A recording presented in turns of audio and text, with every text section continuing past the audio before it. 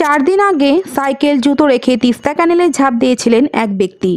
সেই ব্যক্তির খোঁজে তিস্তা ক্যানেলে বিপর্যয় মোকাবিলা দল। নিখোঁজ ব্যক্তির নাম রাজেশ দে, বাড়ি ফুলবাড়ি 1 নং গ্রাম পঞ্চায়েতের হরিপুর গ্রামে। স্থানীয় মানুষ সূত্রে জানা যায়, 4 দিন আগে এক ব্যক্তি ফুলবাড়ি 2 নং গ্রাম পঞ্চায়েতের পুটিমারি তিস্তা ক্যানেলের উপর যে সেতু রয়েছে, সেই সেতুতে সাইকেল ও জুতো রেখে হঠাৎ ঝাঁপ দেয় তিস্তা ক্যানেলে। এলাকার মানুষ ছুটে আসে, কিন্তু রাত থাকায় ও তিস্তা ক্যানেলে প্রচুর জল থাকায় খোঁজ করতে পারেনি। তারপর থেকে রাজেশদের পরিবারের লোকেরা বারবার থানায় গেলেও খোঁজ করা সম্ভব হয়নি।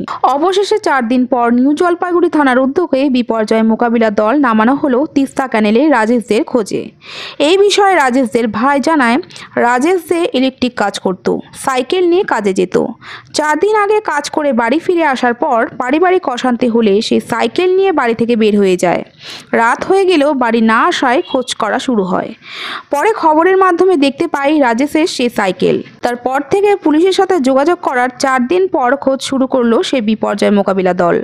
ইতিমধ্যে তিস্তা ক্যানেলে তল্লাশি শুরু করা হয়েছে। এটা শনিবারে রাত্রেবেলা 10টার পরে বউর সাথে রাগারাগি করে বেরিয়ে যায়। তো আমি সেই রাত্রেবেলাতে আমরা কোনো রকম ভাবছিলাম চলে আসবে, এরা হামেশাই হয়, ভাবছিলাম চলে আসবে। সেদিন আর আসেনি। পরের দিন সকালবেলা বন্ধুবান্ধব সবাইকে ফোন করা হয়েছিল। এবার বন্ধুবান্ধব বলছে না আসেনি। তারপর একটা দুপুরবেলা থেকে একটা খবরের মাধ্যমে আমরা পাই যে এরকম সাইকেলের চটিটা পাওয়া গেছিলো। তারপর থেকে আমরা আইডেন্টিফিকেশন করতে পারি যে হ্যাঁ উনি এটা। তারপর তো আমরা দৌড়াদৌড়ি করছি, পরে থানার থেকে আমরা ফাঁসি দেওয়ার থেকে আমরা সব জায়গায় আমরা গেছি, সব জায়গায় কাগজপত্র সব কিছু দেওয়া হয়েছে।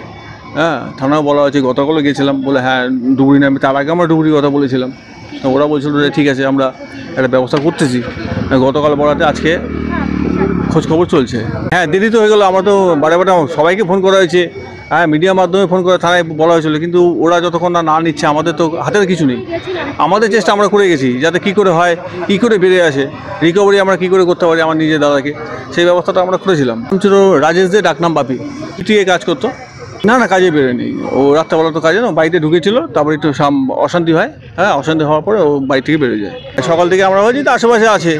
তারপর দেখি না, সবাই বন্ধুবান্ধব সবাইকে ফোন করা হয়েছিল, কিন্তু বন্ধুবান্ধব বলছে না আসেনি। তারপরে আমরা খবরের মাধ্যমে আমরা জানতে পারি যে ওরকম হয়েছে। খোঁজ করার জন্য আজকে থেকে ডুবুরি নামানো হলো।